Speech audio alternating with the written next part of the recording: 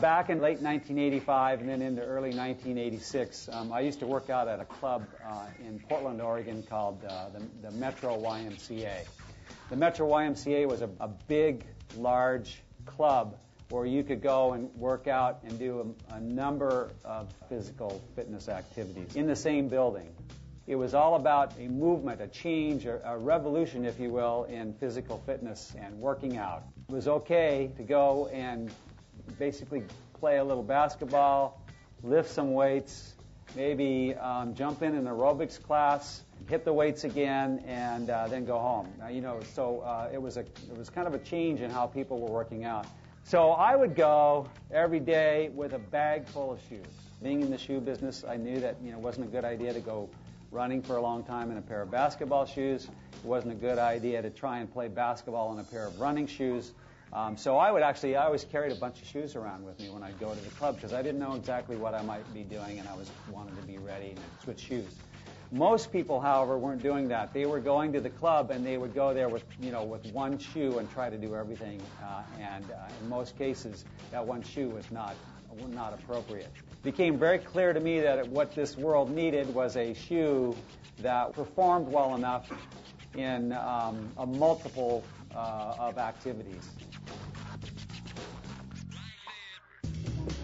Primarily, the big problem was how do you design a shoe that is stable enough and has enough traction and durability for basketball or tennis, and on the other hand is actually still gives you enough heel lift and cushioning and is lightweight enough to actually go running.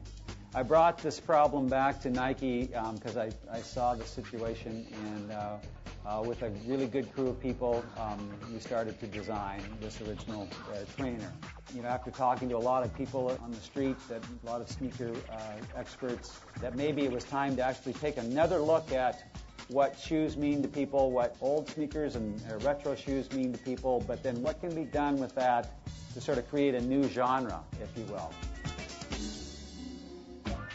A lot of the comfort story on this comes from the Zoom Haven. There's a booty construction, seamless closed seam construction on the booty, designed all the way around, looking at the outsole pattern on the Zoom Haven and how this was kind of addressing running and court sport as two different activities, and keeping that in mind. So you have your running lugs, kind of the traditional Nike lugs on the running side, lateral going into the forefoot, but then your medial kind of medial lateral sideways motion like in basketball, volleyball. You'd have your sticky rubber. So there's a higher sticky rubber in the medial side kind of running towards the back, and you have your running rubber on the other side. So the two rubber components. Looking at shank plates and what they do in stabilizing the foot. Looking at new foams to make the shoe lighter.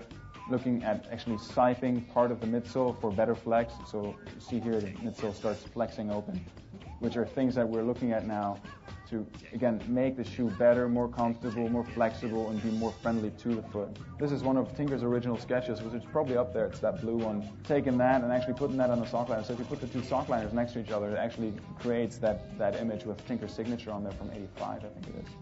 But it is the Air Trainer 1 Rebirth. To me it is, and to the people that have worked on it, it is. So in Morse code, that's what it says around the shoe. It is the Air Trainer 1 Rebirth.